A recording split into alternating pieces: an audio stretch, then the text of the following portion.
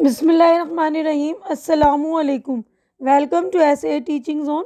آج کی ہماری یہ ویڈیو اردو کے 9th کلاس کی بک کا نام ہے سب رنگ، اور چیپٹر نمبر ہم 6 کر رہے ہیں آب رواں، جو کہ ایک نظم ہے اور اسے اکبر الہ آبادی نے لکھا ہے۔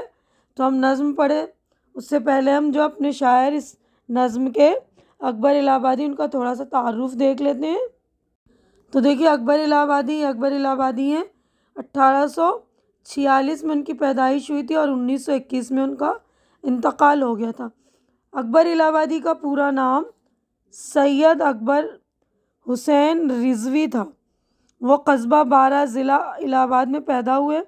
ابتدائی تعلیم گھر پر حاصل کی، پہلے مکتب پھر جمنا مشن اسکول میں داخل ہوئے، مختاری کا امتحان پاس کیا اور ترقی کر کے 1892 میں جج ہوئے۔ انہیں خان بہادر کے خطاب سے نوازا گیا۔ اکبر کو شاعری کا شوق بچپن سے تھا۔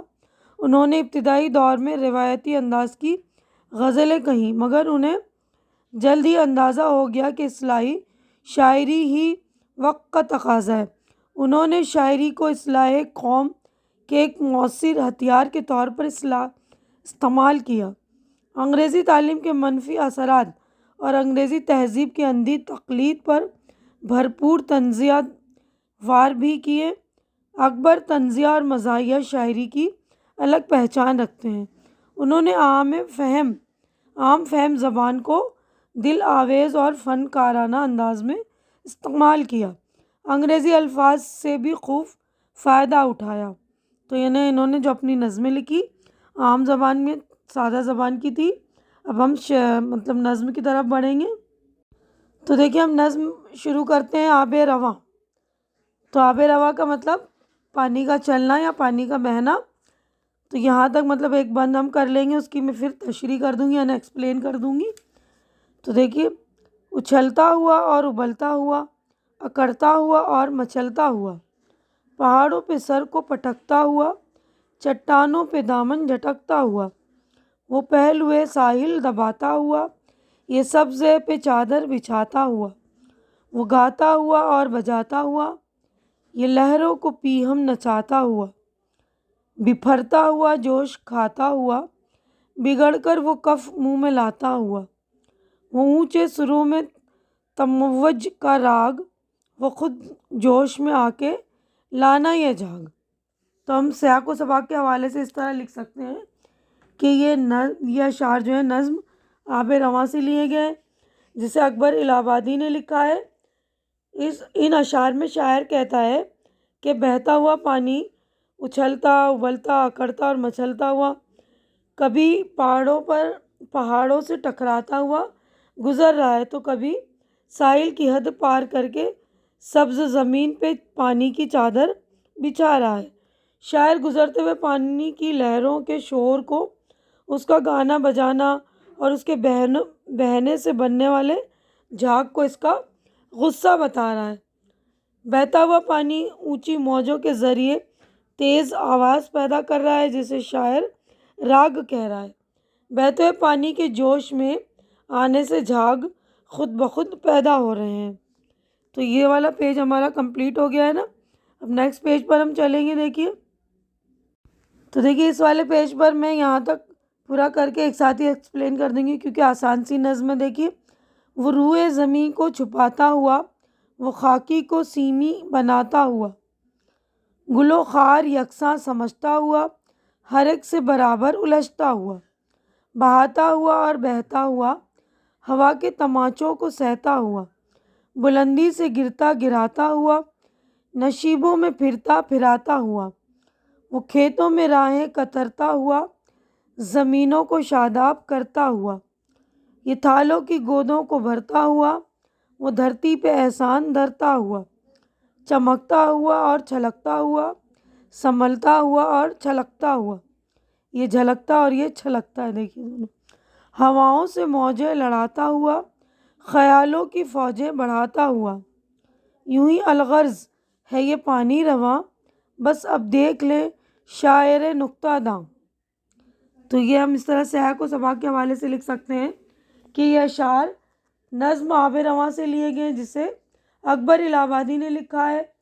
ان اشعار میں شاعر کہتا ہے کہ بہتا ہوا پانی جو ہے پھولوں اور کانٹوں سے مسلسل الجھ رہا ہے، تیز ہوا کے جھونکوں کو برداشت کرتا ہوا آگے بڑھ رہا ہے اور اونچائی سے گر کر نیچی جگہوں سے گزرتا ہوا کھیتوں میں سے اپنے لیے راستہ بناتے ہوئے جا رہا ہے۔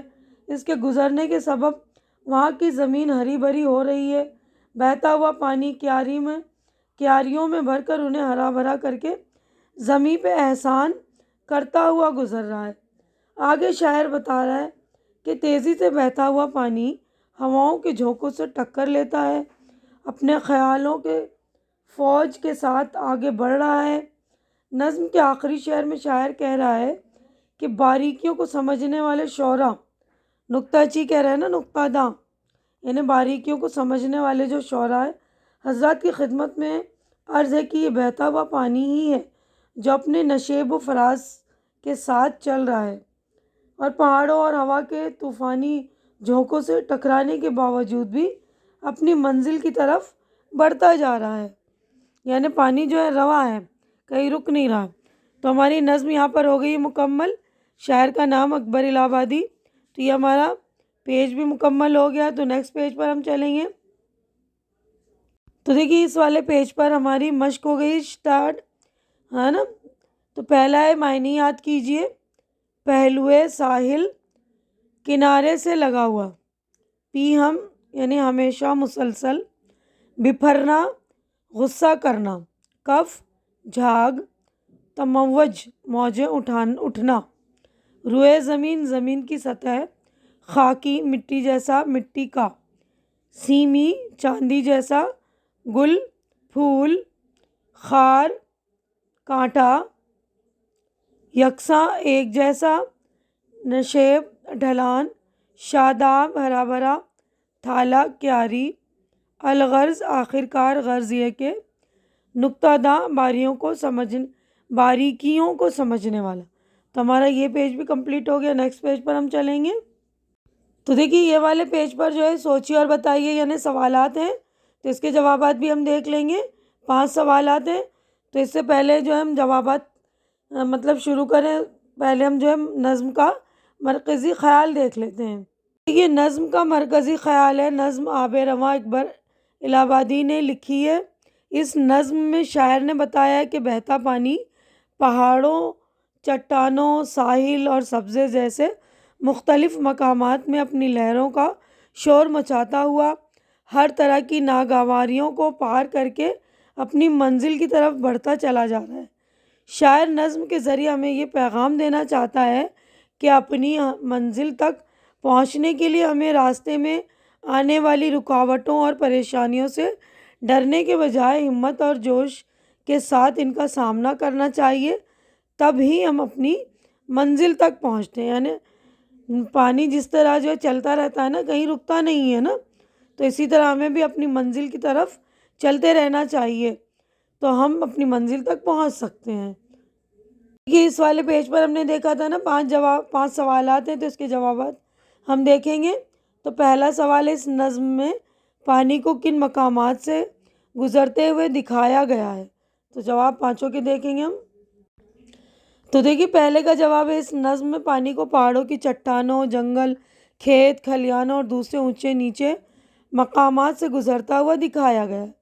سوال نمبر 2 ہے، یہ سبزے پہ چادر بچھاتا ہوا، اس کا کیا مطلب ہے؟ سبزے پہ چادر بچھانے کا مطلب ہے زرخیز زمین پر پانی کا بہنا۔ اب نیکسٹ کویشچن ہے، سوال نمبر 3، خاکی کو سیمی بنانے سے شاعر کی کیا مراد ہے؟ خاکی کو سیمی بنانے سے شاعر کی مراد بہتے ہوئے پانی کا زمین کی مٹی کو ہٹا کر اسے صاف شفاف بنا دینا۔ سوال نمبر 4 ہے، شاعر نے یہ کیوں کہا ہے کہ دریا دھرتی پہ احسان دھرتا ہے؟ شاعر نے ایسا اس لیے کہا ہے کیونکہ اگر پانی زمین میں لگی کیاریوں اور فصلوں کو سیراب نہیں کرے گا تو زمین پہ سبزہ اور کھیتی نہیں اگ پائے گی اور زمین بنجر ہو جائے گی۔ اگلا سوال، سوال نمبر 5، ان لفظوں کی نشاندہی کیجیے جن کے اتار چڑھاؤ سے شاعر نے پانی کے بہنے کا احساس پیدا کیا ہے۔ تو جواب دیکھیے، اچھلتا، ابلتا، ہے نا یہ اچھلتا ابلتا، پٹکتا جھٹکتا، گرتا گراتا، پھرتا پھراتا، موجوں لڑانا، فوجیں بڑھانا جیسے الفاظ سے شاعر نے پانی کے بہنے کا احساس پیدا کیا ہے۔ تو اچھی طرح سے دیکھ لیں گے پانچوں جوابات۔ یہیں پر ہمارے پانچوں ہو گئے کمپلیٹ جوابات اور ہماری نظم بھی مکمل ہو گئی ہے۔